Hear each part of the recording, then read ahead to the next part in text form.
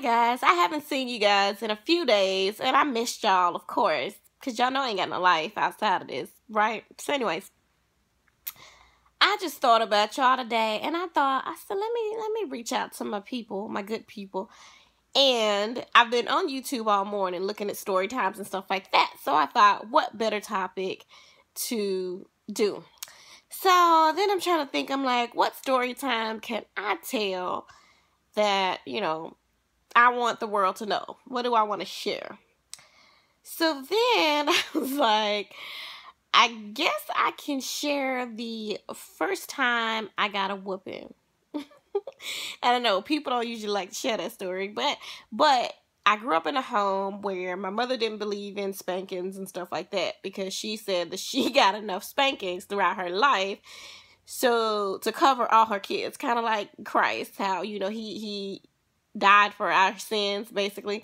So she got enough whoopings to cover all the whoopings and bad stuff that her kids would ever do. Now mind you, she got 5 whole kids, okay?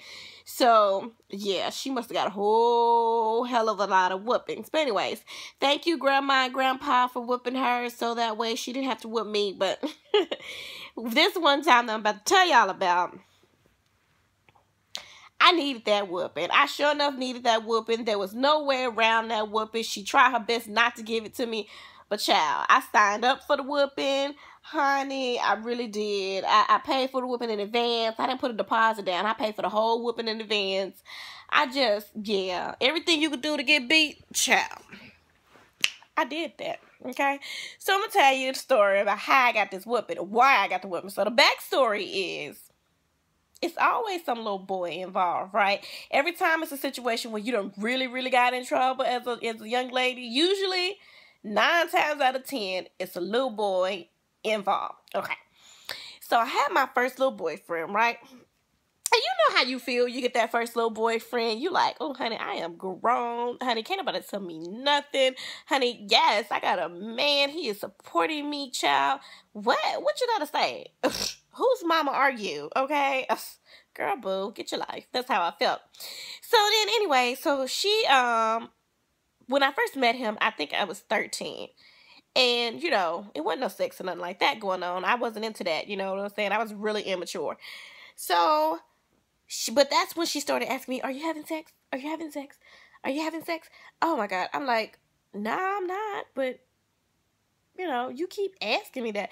So, it put it on my mind, and I know she wasn't thinking that it would do that, but that's what happened. So she kept asking me that at 13, asked me that at 14. Now, 2 weeks before I turned, and I know I'm telling you guys all my tea, but 2 weeks before I turned 15, finally, I let him do it, right? And, honey, child, he laid it out for me, okay? He bought me Boone's Farm, child, and back in the day, that was like some wine. You was expensive, honey, if you was drinking that, honey, in my little mind anyways. The bottle didn't probably cost $5, but let me tell you, it was expensive. So anyway, so honey, he got the nice little sheets now. In my mind, they were silk, but now I'm coming to learn that honey, it was synthetic, honey, but it felt silky, so whatever, I digress. It was polyester probably, but anyways. And he had the little rose petals. He laid it out for me. He really did. It was a hood rich way to lose my virginity. Anyways. So after that, I really did feel like I was grown. Honey, I spent the whole night. Honey, I didn't even care. I was like, you know what? He done just made me into a woman, Tonight is the night that you make me a woman. Hey. You said you'll be gentle with me, and I hope you will. Child, that's what I was feeling like. I was feeling like everything in that song. So anyhow, yeah, like I said, I done got carried away. The night done just passed me, honey. He done just exposed me to a whole brand new world, child. I was feeling like Cinderella. And what's the other girl in the movie? A whole new world. Honey, Jasmine. Was that the Jasmine? I forget. Anyway, y'all know who I'm talking about. I felt like all of those Disney characters, child. So, in feeling like I was in a fairy tale, I was behaving like I was in a fairy tale and lost my whole mind and spent the whole night and didn't even care about going home all the way up until the evening. the next day. Okay? I was chillaxing. I was parlaying, honey. I was halfway in love, child. I was grown. I was everything. Okay? Honey, mama who? Curfew who? Going home where? Mm-mm. So, child, I pimped on in that door. When y'all see the way I pimped in this door, I wish I could show y'all. But y'all, I pimped in that door like I was paying the rent and like she was the child. It was no urgency. It was no fear. It was no creeping in. It was no looking to make sure that the coast was clear. Honey, it was none of that, child. I just pimped on in like, I'm off from work. I just clocked out. I'm just coming home to see what you kids in the house are doing, okay? That was my whole attitude. And I mean, I was just nonchalant, like, walked on up the steps. I forget what I did once I got up the steps, but I remember I walked up the steps, and then my oldest sister came up there because she was kind of like my second mom because my mother worked all the time. So because she worked so much, my oldest sister had to kind of be the, parental figure for us, and she just knew that I was this close to death. She was trying to save me from that murder, but she comes up there, and she used to stutter, and so when she got mad, it got real bad. So she come up and she like, baby sister, let me holler at you. Let me holler at you. So I'm like, okay, what's up? Because I ain't got no fear in my heart. Because remember, I'm grown and I can do this. This is what we does, She said, where you been? Where you been? I said, out. She said, no. That ain't good enough. That ain't good enough. I'm going to ask you again. Where you been? Where you been? Don't you lie to me. Oh, child. You couldn't lie to her good because I'm talking about shit. My mom, listen, my mama didn't spank us, but, child, my sister, she would DDT you, child. She used to watch wrestling all the time, and, honey, she would do everything she thought she could do in wrestling, from the body slams, all that, DDT, headlock. Child, don't play with her. But good thing for her. Well, good thing for me, I was a lot smaller, so she wouldn't really attack me like that. They felt like because I was the smallest one in the house, even though I wasn't the youngest, they really kind of babied me up a little bit. So that was my saving grace. So then she said, let me tell you something. You only get one mama, okay? She said it, and it would be good for you if you respected her and respected her wishes and respected her house. Because at the end of the day, she's trying to look out for you. Okay? And she's trying to make sure that you make better choices than what she made. And she's trying to give you a better life. And that you need to respect.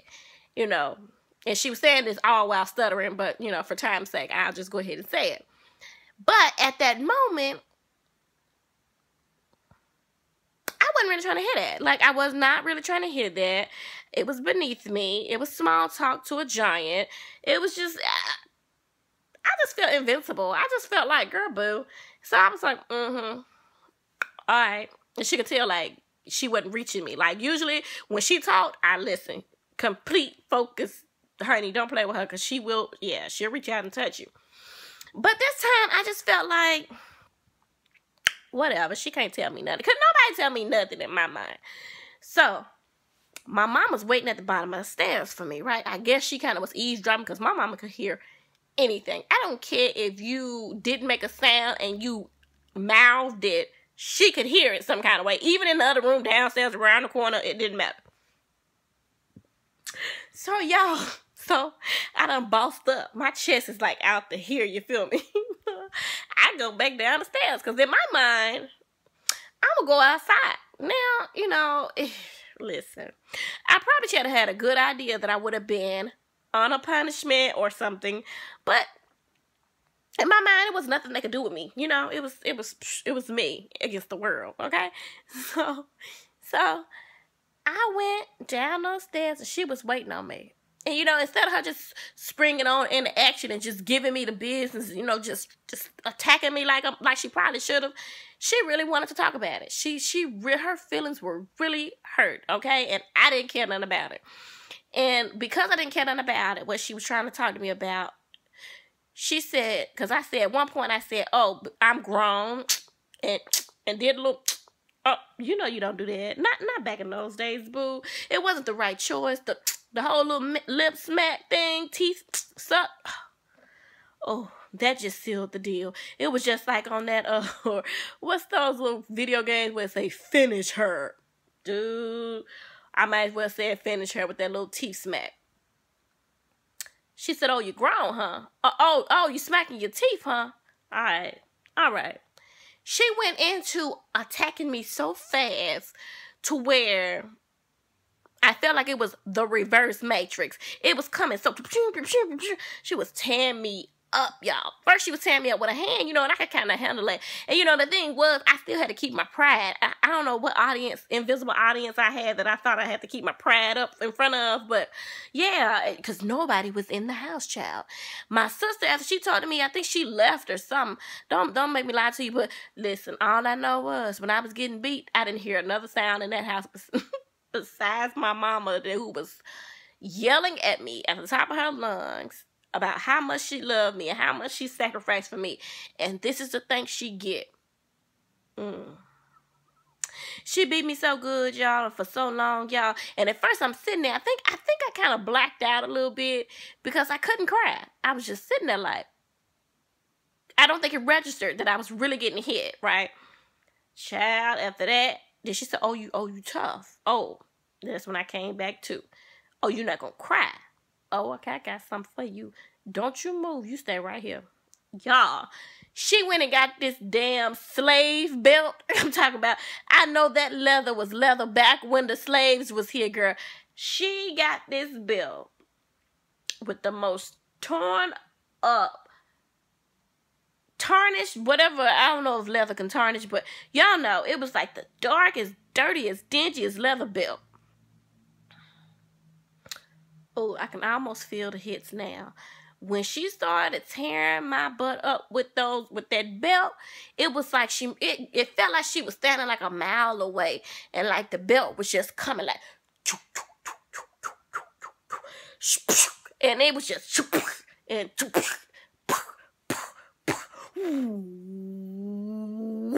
I thought she was tearing me up. And the whole time, what killed me was, the whole time she's tearing me up, she's crying. And my mama got an ugly cry. If you ever hear my mama cry, it sounds like this.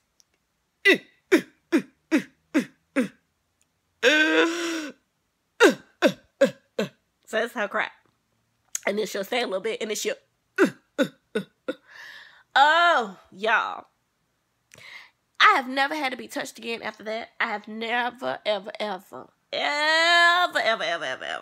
stepped out of line like I stepped out of line that day. And I know they say the spankers are not good. They don't teach a child nothing but fear. I beg to differ. I think it teaches them respect and to let them know that you are un-F-wittable, okay? Until next time, y'all. Y'all know I love y'all down, and there is nothing you can do about it.